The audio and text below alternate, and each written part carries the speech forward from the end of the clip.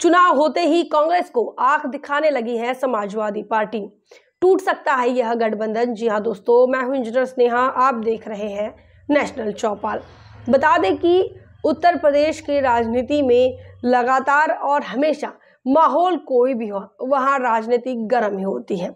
आज की तारीख में उत्तर प्रदेश के अंदर 10 सीटों पर 10 विधानसभा के सीटों पर उपचुनाव होने हैं और इसी उपचुनाव के पहले ही अखिलेश यादव और राहुल गांधी की जो खटास है वो सामने निकल कर आ रही हैं। इसी बीच बता दें कि इस उपचुनाव को लेकर, इन 10 सीटों पर जो उपचुनाव हो रहे हैं, इसको लेकर बहुजन समाज पार्टी की राष्ट्रीय अध्यक्ष बहन मायावती जी भी लगातार इन उपचुनाव को लेकर अपनी तैयारियों में जुट चुकी हैं। प्रदेश भर में बहुजन समाज पार्टी के प्रदेश अध्यक्ष विश्वनाथ पाल लगातार समीक्षा बैठकें करते हुए नजर आए और बहुजन समाज पार्टी को उत्तर प्रदेश के अंदर जिस प्रकार से जो प्रदर्शन रहा, जो परिणाम आए, उसको लेकर समीक्षा उत्तर प्रदेश के अंदर बहुजन समाज पार्टी के प्रदेश अध्यक्ष ये करते हुए नजर आ रहे थे। इसी के साथ साथ 10 सीटों पर जहां पर भी विधानसभा के उपचुनाव होने हैं, उन उपचुनाव की तैयारी भी करते हुए नजर आए।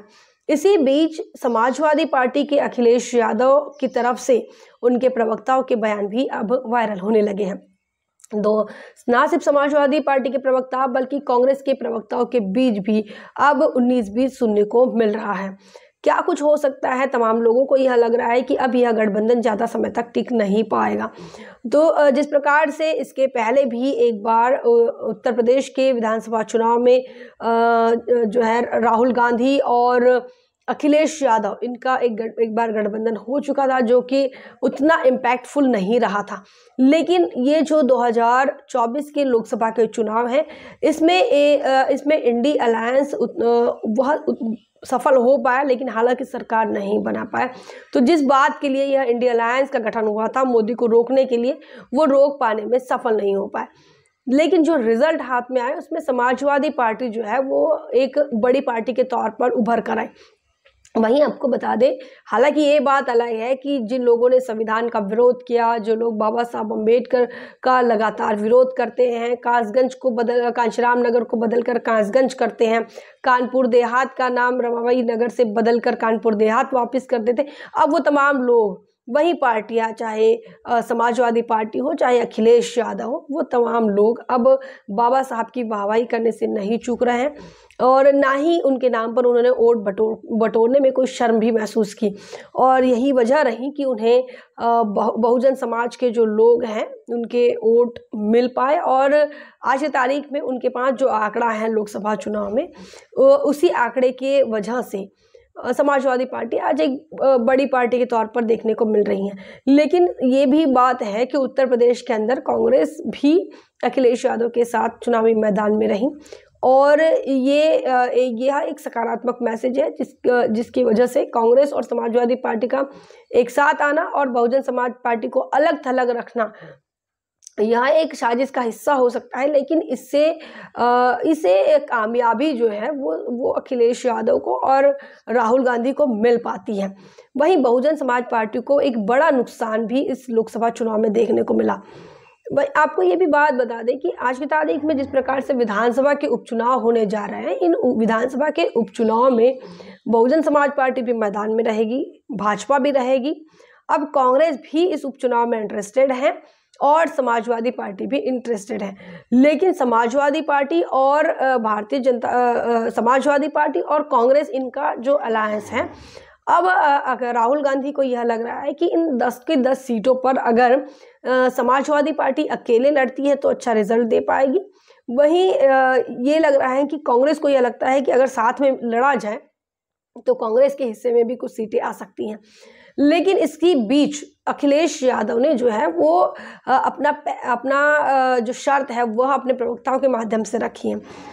बता दें कि इसी 2024 के अंत तक महाराष्ट्र और हरियाणा दोनों राज्यों में विधानसभा के चुनाव होने हैं और इस विधानसभा के चुनाव में अखिलेश यादव चाहते हैं कि समाजवादी पार्टी को महाराष्ट्र में कुछ सीटें मिले कांग्रेस की तरफ से और हरियाणा में भी कुछ सीटें मिले। तो अब क्या कांग्रेस जो है वो हरियाणा और महाराष्ट्र में समाजवादी पार्टी के लिए सीटें छोड़ेगी या नहीं छोड़ेगी, अब तक कोई आधिकारिक बयान सामने नहीं आया है।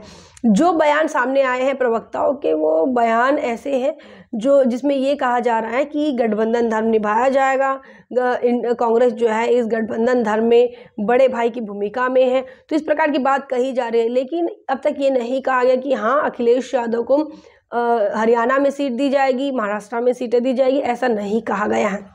और इसी बीच अखिलेश यादव अड़ चुके हैं कि पहले जो है ये डिसाइड करो कि आने वाले विधानसभा चुनाव में महाराष्ट्र और हरियाणा में समाजवादी पार्टी को कितनी सीटें दी जाएगी या फिर दी जाएगी, इस पर ही मुहर लग जाए कि हाँ दी जाएगी।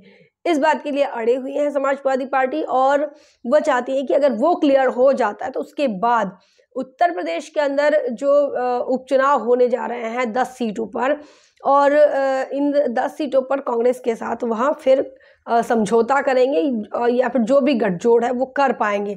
लेकिन अगर ऐसा नहीं होता है तो अखिलेश यादव क्या अकेले जाएंगे, अखिलेश यादव कांग्रेस से नाता तोड़ देंगे, क्या कुछ होगा ये अभी नहीं कहा जा सकता है। लेकिन जिस प्रकार से अखिलेश यादव का रवैया देखने को मिल रहा है, जिस प्रकार से उनके प्रवक्ताओं के बयान देखने को मिल रहा है, इससे यही लग रहा है। और कांग्रेस का जो स्वभाव है, कांग्रेस कभी छोटी पार्टियों को बड़ा नहीं होने देती है। तो ये चूँकि यही कारण रहा कि जदयू से नीतीश कुमार को बाहर निकलना, जदयू के नेता नीतीश कुमार को इनके इंडिया अलायंस से बाहर निकलना पड़ा और उन्हें एनडीए में शामिल होना पड़ा।